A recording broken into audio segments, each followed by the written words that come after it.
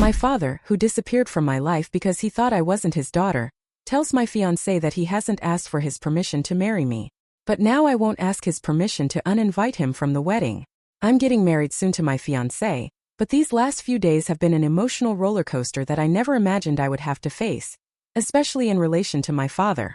I want to tell you everything from the beginning so you can understand why I'm here, wondering if I'm really the bad person for the way I've handled things. I'm 26 and my fiancé is 28. We've been together for 4 years, we live together. And although for many people marriage is just the next step, for us it's a way of solidifying what we've already built. That's why a few days ago, we organized an engagement party at our house. We wanted it to be a surprise, something intimate with our families and closest friends, a moment to share our happiness and make official what is already a fact for us. But before I get to what happened at that party, I want to give you some context about my relationship with my father. It's complicated to say the least. My parents met when they were young, and according to what my mother always told me at first, everything was going well. However, when they found out they were going to have me, everything changed. My father started behaving in a way he had never shown before. He was extremely jealous of my mother, to the point where he began to doubt whether I was his child. My mother has repeated to me over and over that she never cheated on him, but in my father's mind, the idea that she had been with another man took hold. This made their relationship unbearable. The tension grew to the point that when I was born, my mother offered to take a paternity test. Although at that time they weren't common or cheap, my mother was willing to do whatever it took to prove to my father that he was the biological father. But he never wanted to accept the offer, not even after I was born. Instead, he decided to abandon my mother, and they divorced when I was still a baby.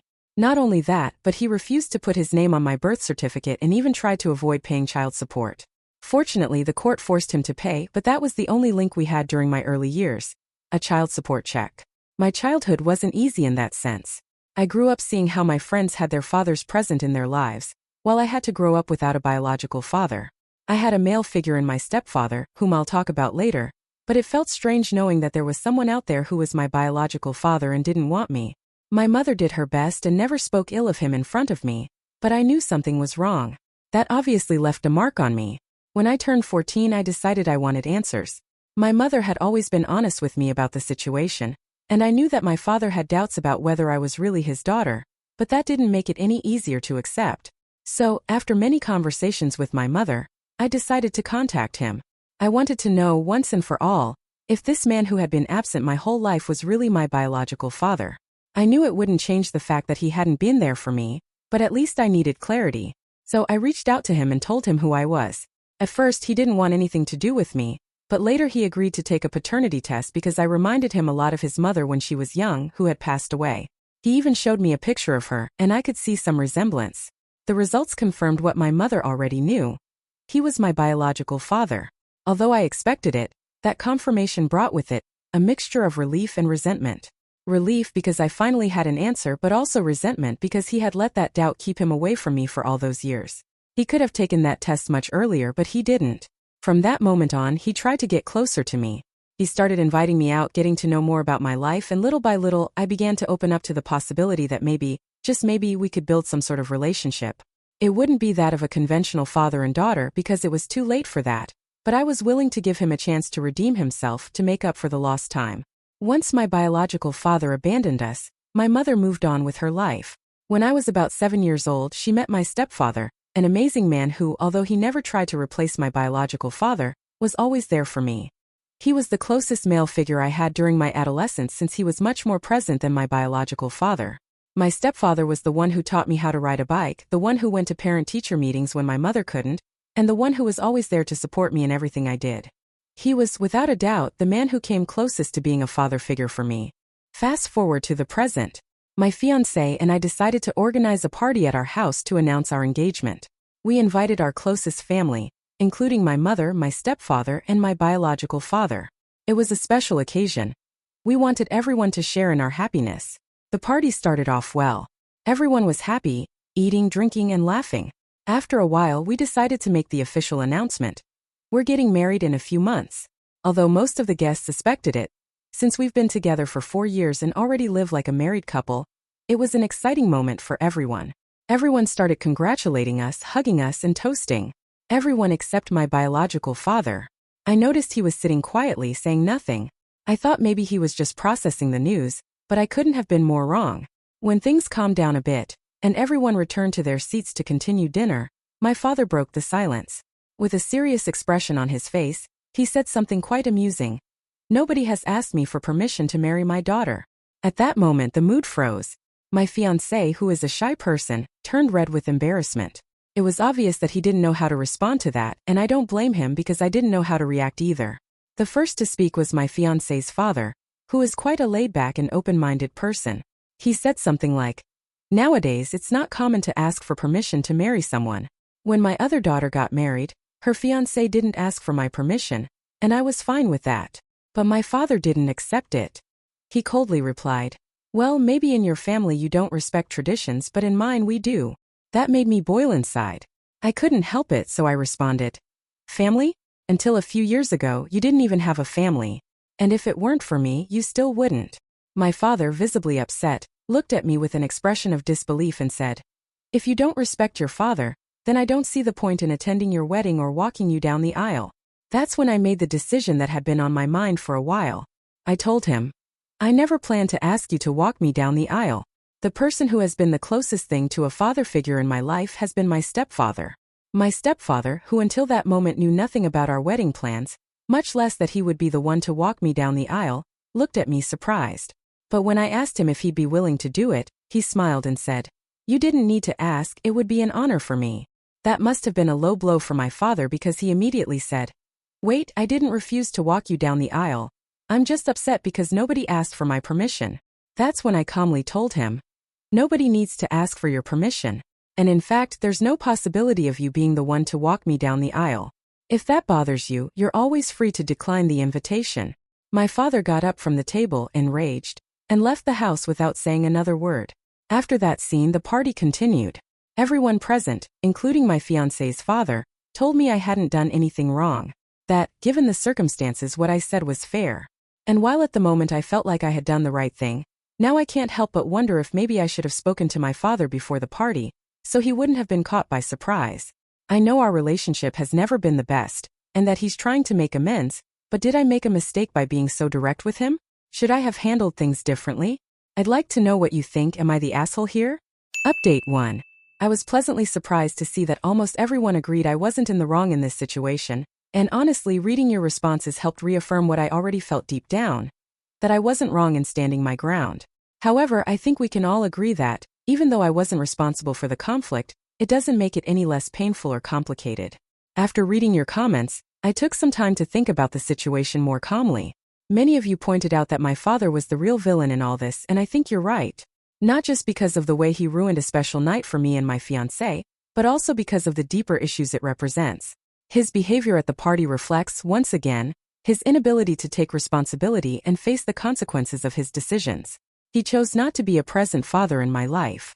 From the moment he decided not to acknowledge me as his daughter on the birth certificate to all the years when he made no effort to be involved, his behavior has always been a reflection of selfishness.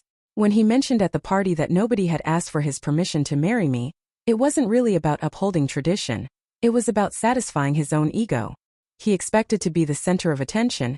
He wanted everyone to see him as the father, when in reality, he has barely been part of my life. That night became an opportunity for him to try to reassert an authority he never had over me, one he lost when he decided to walk away and not take responsibility for me. His need to feel in control led him to ruin what should have been a happy moment. The saddest part is that I don't even think he did it consciously. His narcissism blinds him to the point where he can't see the harm he causes with his words and actions. Regardless, a few days have passed since the party, exactly a week, and the truth is my father hasn't made any attempt to contact me. He hasn't sent a message, hasn't called, and certainly hasn't tried to apologize for what happened. At first it hurt a bit, but honestly, now that I think about it, I shouldn't have expected anything different. This is his way of behaving. He acts badly, then feels offended by others' reactions, and instead of reflecting on his behavior, he shuts down in his own pride. My mother knows this all too well. I'm not someone who holds grudges, and that's why, despite everything that happened, I still plan to invite him to the wedding. However, I don't intend to make things easy for him. If he wants to be part of my special day, he will need to apologize. And not just to me but also to my fiancé, who was a victim of his drama that night. My fiancé is a shy and reserved person, and I believe that situation made him deeply uncomfortable. My father has no right to treat him that way just because he believes he has an authority he's never earned. In short, if my father wants to attend my wedding, he'll have to acknowledge that he was wrong and apologize. Otherwise, I won't have any problem with him not attending. My life has been more peaceful without him, and I'm not going to let such a special occasion as my wedding be tainted by his selfish attitudes. As for the wedding itself, my mother and I have already started the planning. While we don't want to do anything too big or extravagant, I do want it to be beautiful. We've decided to keep it small and intimate, with the people who have truly been part of our lives and supported us from the beginning. We're not one of those couples who believe the wedding needs to be a massive party, but rather something that reflects who we are and what we value. Update 2. I don't know if you've ever had déjà vu in life, that feeling that history is repeating itself, but with different details. Well, that's exactly what happened to me a few days ago when my father finally decided to contact me. When I saw his name pop up on my phone, I thought maybe after all this time, he had realized what he did and was ready to apologize. Instead of apologizing, it seemed like my father was expecting me to ask for his forgiveness.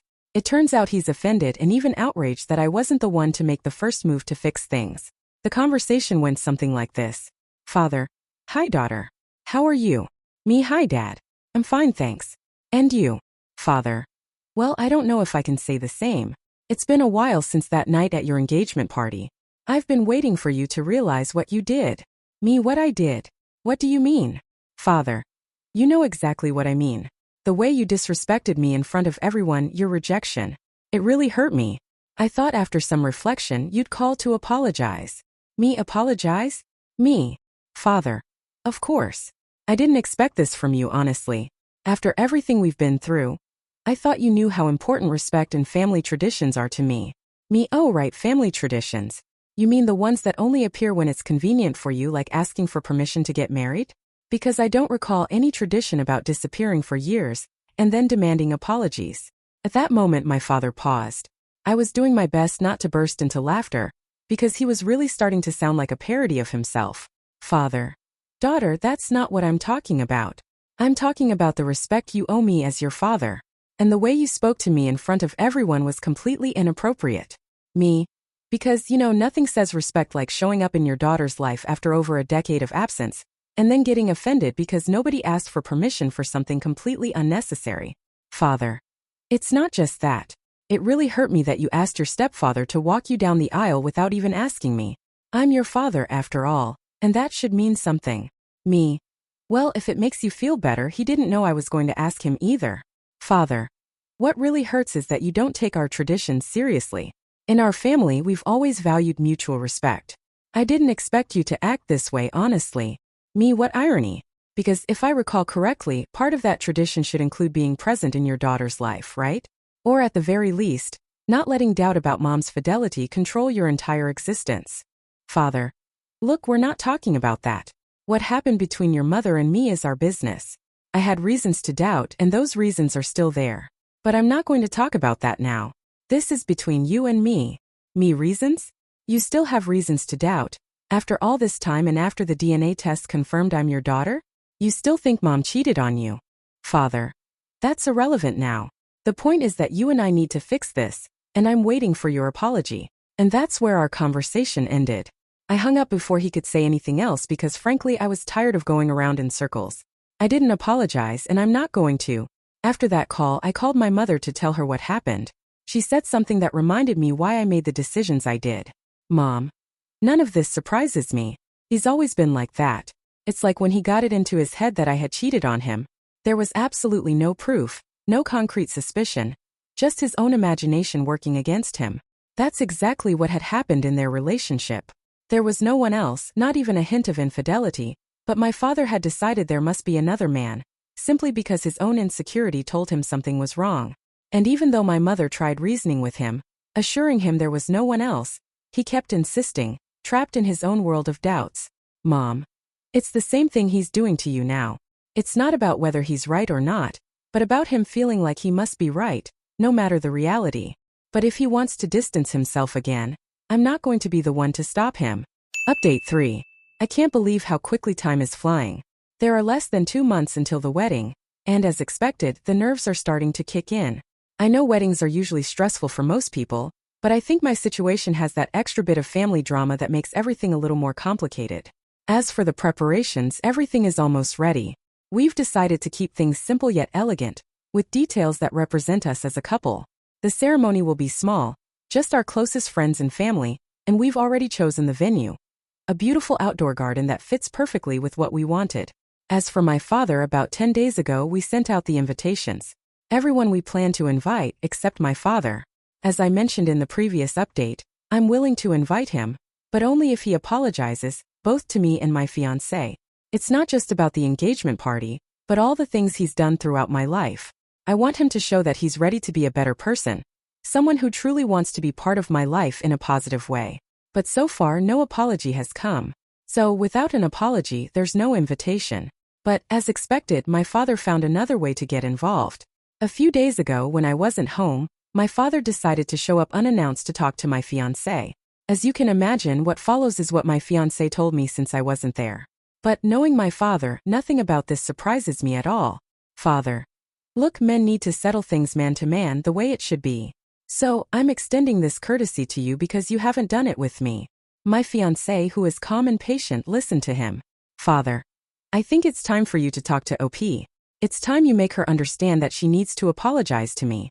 If she does, I'm willing to let all these disrespectful acts against me slide. Fiancé. Whether she apologizes or not is up to OP. I respect whatever decision she makes about whether she wants to invite you to the wedding. Father. It's not just about the invitation. I should be the one walking her down the aisle, not some stranger. That's what a father does. Fiancé. In that case, I think the right thing is for her stepfather to walk her down the aisle because you've been a stranger for most of her life. Father.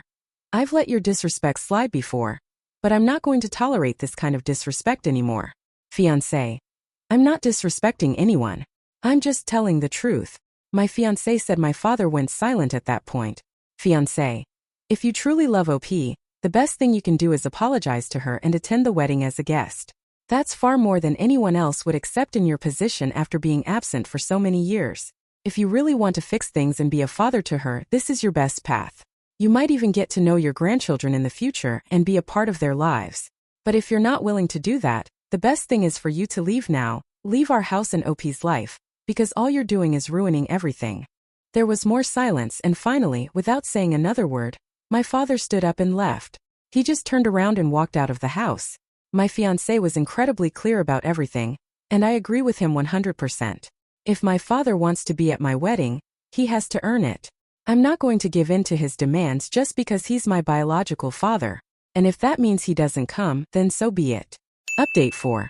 It's been 3 weeks since my wedding, and honestly I couldn't be happier with how everything turned out. Like I mentioned before, by planning something small and intimate, we managed to avoid many of the headaches that usually come with large, complicated events. Everything was exactly as we imagined. A beautiful ceremony in the garden we had chosen, surrounded by our closest loved ones. I couldn't have asked for anything better. As for my father, for those wondering if he would try to do something dramatic or show up uninvited, the answer is no. He hasn't tried to contact me, neither to apologize nor for anything else. And as I suspected, he didn't show up at the wedding, despite some of you thinking he might. In the end, he simply disappeared from my life again, just like he did for so many years before I reached out to him. And you know what? I'm completely okay with that. Looking back on all of this, I realize that my father has a clear pattern: running away. He's done it his entire life. When he found out my mother was pregnant and got the idea of a non-existent affair in his head, what did he do? He ran. Instead of confronting his doubts and resolving them, he chose to walk away. And now, in this situation, he's done the exact same thing. Instead of apologizing or trying to repair the damage he caused, he found a new excuse to disappear. This time because he's offended about not having the important role in my wedding that he believes he deserved. For me, it's clear that my father has never known how to face the things that happen in his life. Instead of dealing with them, he finds any excuse to escape. Whether it's an imagined affair or feeling hurt for not being the center of attention, he always chooses the easiest option: running away. And while that might sound sad, I can't waste time lamenting what could have been. At the end of the day, I'm surrounded by people who truly love and support me, and that's what really matters. So in short, I'm at peace with how things turned out. My wedding was perfect, my life is moving forward, and if my father chooses to continue being absent, that's his choice. I'm no longer willing to carry his emotional baggage. And no, there won't be a second chance for him. There won't be a try again when my child is born, or if he simply decides he wants to be part of my life again. This was his second chance and he wasted it.